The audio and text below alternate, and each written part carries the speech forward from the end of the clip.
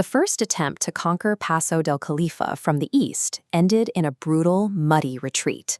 The mountain refused to let them pass. For this crew, that failure was merely a reconnaissance mission. 7 months later, they returned with a new strategy.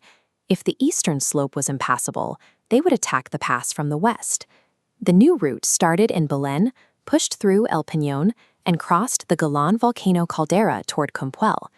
This path operated above 4,000 meters, pushing engines and lungs to their limits in a fiercely low oxygen environment. Leaving the pavement and the last traces of green vegetation behind, the convoy turned toward the harsh, red slopes of the Andes with unyielding optimism. 4 heavily loaded 4x4s carried a returning crew of 8 drivers and navigators, packed to the roof with recovery gear, spare tires, and extra fuel.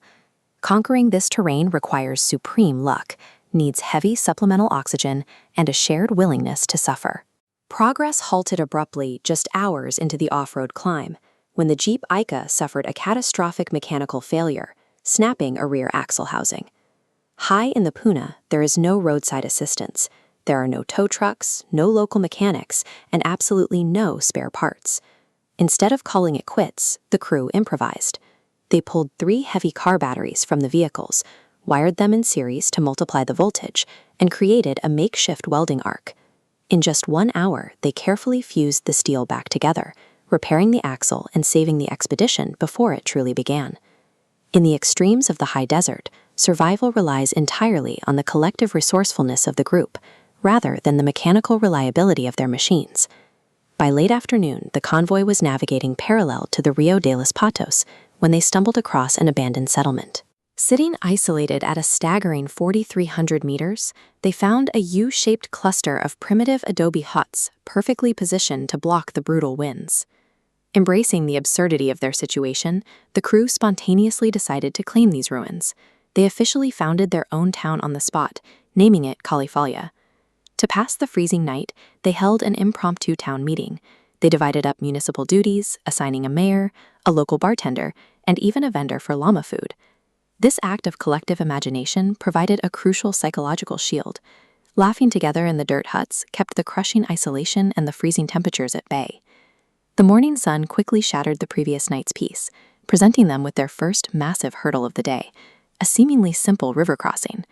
What looked like solid ground was actually a frozen wetland, a main. The ice instantly gave way, trapping all 4 vehicles in the muck.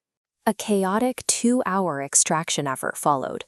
One crew member waded through the freezing water in his underwear just to measure the depth for the winches. Once free, they faced a grueling 3-hour vertical push up the Sierra de Vázquez. Engines redlined and tires scrambled desperately for traction in the increasingly thin air. Finally, the vehicles crested the ridge at 4,800 meters, finally granting them a clear, sweeping line of sight down into the Compuel Valley. Standing at that physical summit, they overlooked the exact terrain that defeated them 7 months prior. From this height, it appeared their western approach had successfully bypassed the mountain's primary defenses. To reach the valley floor, the team made a highly risky decision to descend 800 vertical meters into a narrow, treacherous ravine. Every meter they dropped carried an underlying anxiety. The terrain was incredibly steep and loose, meaning if they found themselves blocked, climbing back up would be nearly impossible.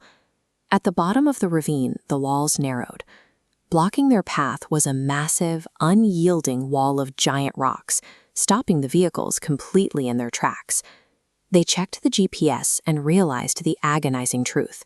They were halted a mere 4 kilometers away from Compuel. In extreme off-roading, nature's physical boundaries are absolute. A mountain does not care about human effort, ingenuity, or how agonizingly close a team is to their goal. The following morning brought pure mechanical torture. The convoy was forced to turn around and fight its way back up, the steep 800-meter descent they had just dropped down. The retreat took a heavy toll. With shredded tires and drained adrenaline, they fled the mountain, driving endlessly into the night from town to town just to find a place to sleep. The physical reality was stark. The expedition had failed, and the Paso del Colifa remained unconquered. Yet the journey offered its own emotional success. The camaraderie forged in the freezing mud and the founding of their fictional town, Colifalla, became the lasting result of the trip. The mountain won this round, but the legacy of Colifalla, and the 4 stubborn kilometers still standing between them and Campuel, guarantees the team will return for a third attempt.